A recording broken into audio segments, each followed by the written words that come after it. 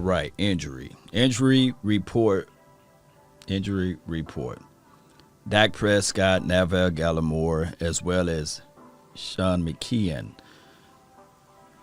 Dak Prescott, his MRI came back to support the fact that everything is healing properly. Measuring twice, cutting once. Hey, he will be ready week 1.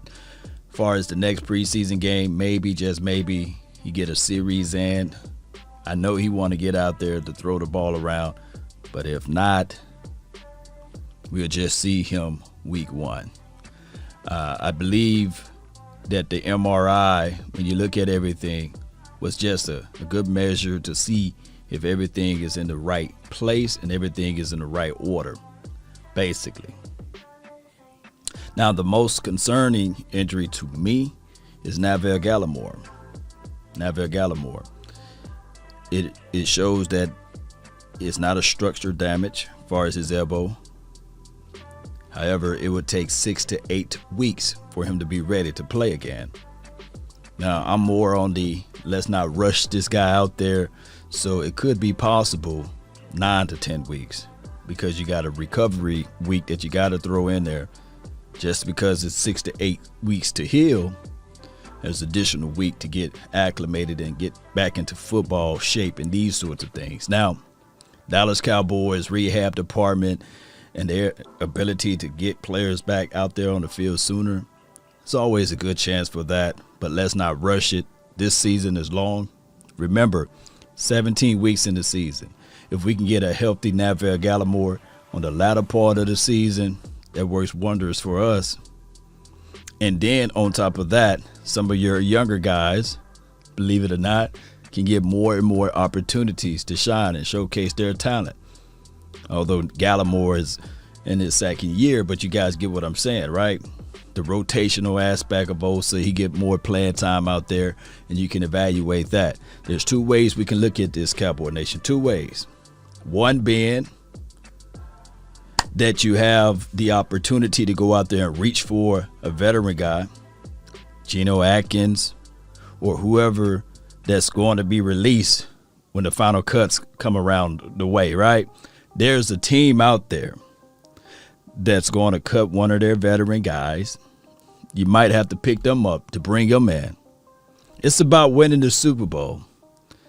It's about winning it all. It's about winning your game. 6 to 8 weeks, you can maybe add in 9 to 10 weeks.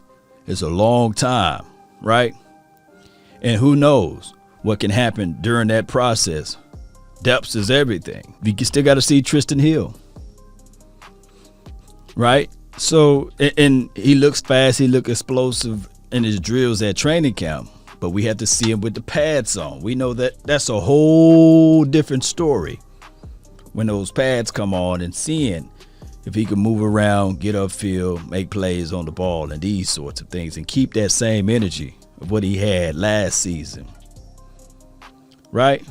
So we're looking at all of those things from the outside looking in, and we can look at some data from previous teams that did this before, and they're not just laying around saying, okay, we're going to wait for this guy to come back. No, the world continued to spin.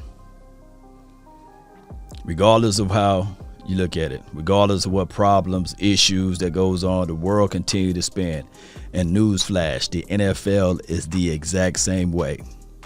Continue to spin. You think the Tampa Bay Buccaneers are going to look at it and say, hey, we're going to take it lightly on you because your quarterback didn't get a chance to play in the preseason game? Or we're going to take it light on you because Neville Gallimore got hurt, right? No, they try to win. They try to win at all costs, Cowboy Nation. At all costs. And I'm quite sure there's a Tampa Bay Buccaneer fan that said, hey, we shouldn't pick up Sue. It's going to hurt somebody. Development that was on their front four. No, they looked at it like, hey, we trying to win the game. That is the name of the game, winning. So the Cowboys should look at this and say, okay, all right, cool. 6 to 8 weeks, maybe 9 to 10 weeks, 2 weeks to recover. They picking up the phone, calling some veteran or calling somebody that they had pretty much high on their draft board, probably slipped through the cracks. Another team trying to stash him on their practice squad. They got to go figure that out. We as Cowboy fans, we just want to win. Let me know if I'm lying. We want to win at all costs. We want to win the game. He ain't lying. And the opposition is saying the exact same thing. They would like to win. Right? And Sean McKeon, I think that's his first name, McKeon. Sean McKeon. 4 to 6 week high ankle sprain. 4 to 6 weeks. So I'm looking at 7 to 8. Injury reserve IR. I don't think that you put him on IR, designated to return. How all of those things work out, I don't know. He could be a casualty of injury.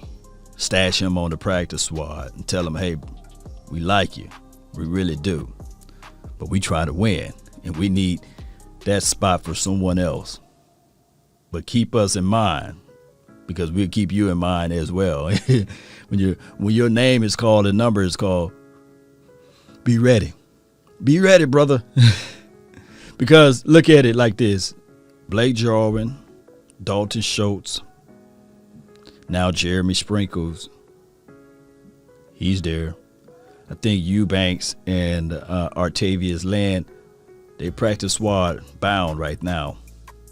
Or if you go with just 2 tight ends, that would be too slim of a roster there. You need special teams. You need big boys, especially in jumbo packages. You need 3 tight ends. And, of course, I like Nick Ralston. I like what he brings to the table as far as a fullback. He's hybrid style enough to catch out of the backfield, but we have yet to see that, right? I don't know whether or not Kellen Moore can utilize him in that fashion, but he do have that ability. So when we think about all of this stuff, Cowboy Nation, McKeon, Neville Gallimore, not even going to mention Dak Prescott again because he's healthy. Those 2 spots, the Cowboys got to finesse this thing because the world has continued to spin. So how many running backs do you go with? Do you just rock it out with Ezekiel Elliott, Tony Pollard, Nick Ralston? Or do you say, hey, Rico, I know you fumbled last game, but we're going to put that behind us. And, I want you to put that behind you as well. Get out here on the field. We want you. And, yes, the running back, Hardy, showed us a little sprinkles. I call him the barbarian baby. Barbarian baby. He looked like Marion the Barbarian a little bit on a few of those plays, right? The baby barbarian. But I don't think that he will make it all the way, and neither and Brandon Knox as well. So you got to figure out how you can find that roster spot. Somebody that can fill in and play that special team role will go a long way. But I'm looking at it that they might go with 3 tight ends, 3 of them. Blake Jarwin, Dalton Schultz, and Jeremy sprinkling on the field. And as far as Neville Gallimore, we want him to come back. But I want the Cowboys to look at this situation and say to themselves, all right, player evaluation is 365. We like our guys. However, we're going to bring in somebody that's been here before that can help out until Gallimore get back in return. Yep, and Golston, he's still on the PUP. Hopefully he'll be back sometime and get acclimated to the NFL life and get acclimated to this system. And he's another guy that we can't wait to see out there on the field. As glowingly as we speak of Big Bo and Boss Man Fad and Nashawn Wright, Parsons, who knows? We could, and Osa as well. We could have been talking about Chauncey Golston in that same breath as well on the defensive side of the coin. Shout out to my dog, man. I got to give him a shout out again, Tyler Cole. Hopefully the next preseason game, he can show us a little bit more. Cowboy Nation, post me your thoughts, post me your concerns down below, and be sure to hit that like button, subscribe to this channel for more Cowboys content and information. That's been my time. I really thank you all for yours. And remember, you're listening to nothing but the Bears. Go Cowboys. We out. Peace.